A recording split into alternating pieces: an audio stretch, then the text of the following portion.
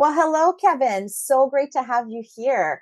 I am really excited to be sharing your story, and I would love it if you could introduce yourself and let us know what you do. My name is Kevin Haas. I'm from Charlotte, North Carolina in the United States. For about the last 20 years, I've been working in IT as a manager and mostly overseeing teams that support operations type applications. And I decided to leave my previous role about a year ago to take it some time off to enjoy myself before I got too old. And towards the end of that, I decided to start looking for jobs again. I started doing some training and I did some training, got some certifications, and then I jumped back into the job market. And I wasn't having so much success right away. I was very confused as to why until I hooked up with Danielle, and she pointed out some things in my profile and in my background, my LinkedIn profile, and on my resume that just weren't going to get the attention of recruiters in the way that I wanted to. So that's a little bit about me. Okay, thank you for sharing that. So, can you give a little bit more detail about what was going on before we started working together? I was posting a lot of to a lot of positions online and not getting any response. I found that to be not a very effective way to find a job. That some of the things you talked about the hidden job market, finding jobs through people that you know is the more successful route. What was the biggest thing you feel other than that you changed in your job search? Like, what's the biggest thing that you feel like you learned working together?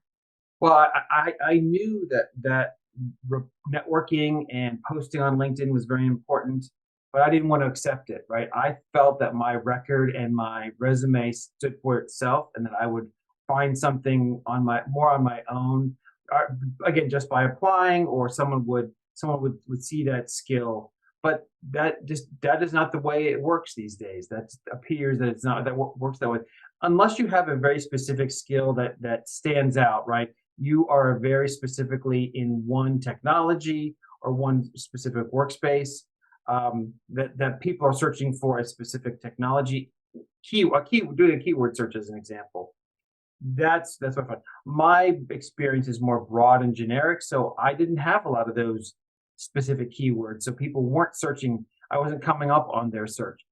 And when I applied, I was probably being filtered out through their ATS, their applicant tracking systems, because they were looking for a very specific technology word or a buzzword or a keyword. And I was, which led to me being filtered out.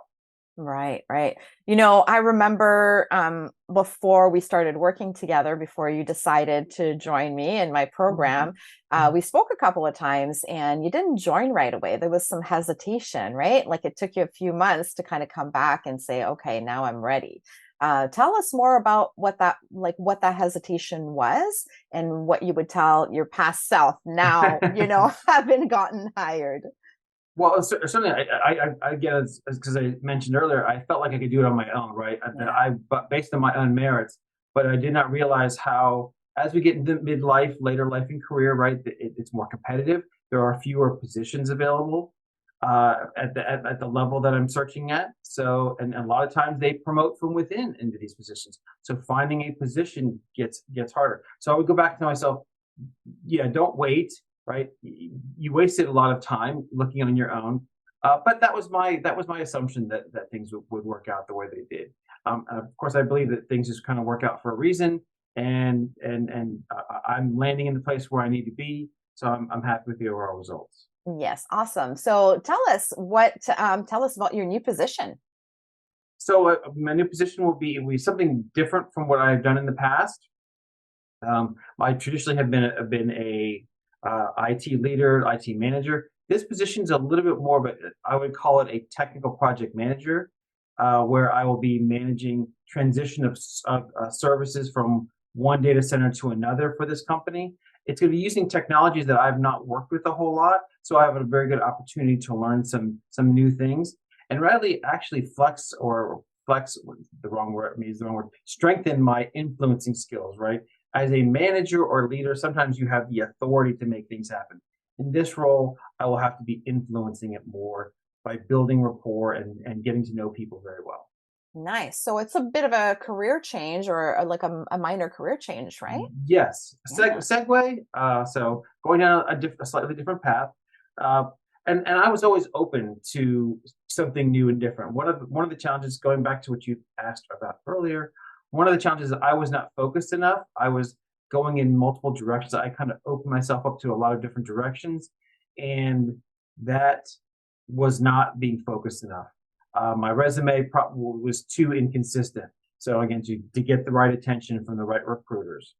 Right. Another thing is a mid career too. Also, having a career gap in your resume. That's something I've taken some time off, left a while ago. Um, a third party recruiter, can get to know you and explain that when they're presenting you to a customer. Hey, this person just took a career break. They took some time off. They weren't in jail. They weren't in the hospital. Were in coma for 6 months or something like that. Something they might actually be worried about. And they can explain that. Whereas when the ATS sees, oh, you haven't worked since the 6 months ago. Whoa, that may be a red flag, and they may kick you out completely. Yeah, I'm so glad you shared that because that is just the reality, unfortunately, Mm-hmm. right? Mm-hmm. That you end up getting weeded out through really no fault of your own, no opportunity to Mm-hmm. explain your situation, right? So Yep. there are some strategies that you implemented that helps to circumvent that and to Mm-hmm. kind of get to tell your own career narrative, right? Yes. Yes. Yes, Definitely. awesome. Were there any results that you were not expecting that pleasantly surprised you working together? Uh, was every I noticed that when I started changing things on my LinkedIn profile, I would start getting contacts through some third party recruiters. I would get hit up. I noticed that periodically posting as well was a good thing to do, and I plan to continue doing that on a periodic basis. Not every day, maybe not even every week, but when I have something to contribute, right? I don't want to just post just to post. I want to go out there and find something that's actually valuable to contribute. Right. So Anything? Oh, sorry. yeah, Go ahead. the unexpected was, yeah, I think that changing things around, posting more often got that more attention. Nice, nice. Um, what would you tell someone who's considering investing and working with me? Well, they should, yeah, go ahead and go forward with it, because there's a lot of things you don't know, and you may be a marketing professional, you may be an attorney, you may be a web developer or whatever. This is not your day job. This is not what you know best. Danielle knows this market and works in this market. It's like working with a real estate broker versus doing it on your own, right? You just don't know the lay of the land, and you're working with recruiters, professionals who are this is their day job, and you were able to tell to help coach me down off a ledge a few times when I said, well, they're not meeting my expectations. Well, you're able to show based on your experience why that those results may not be the way they are. Right. And sort of overcome those hurdles, right? To taking Absolutely. massive action in the end, Hmm. which Hmm. is what was needed, and strategic action too, right? Hmm. To be able to Yes. get your goal. Yeah. Hmm. Well, thank you so much for doing this, Kevin. Absolutely. Really Thank you. appreciate you sharing your story. Yes, I got absolutely glad to be here. Thank you. Great.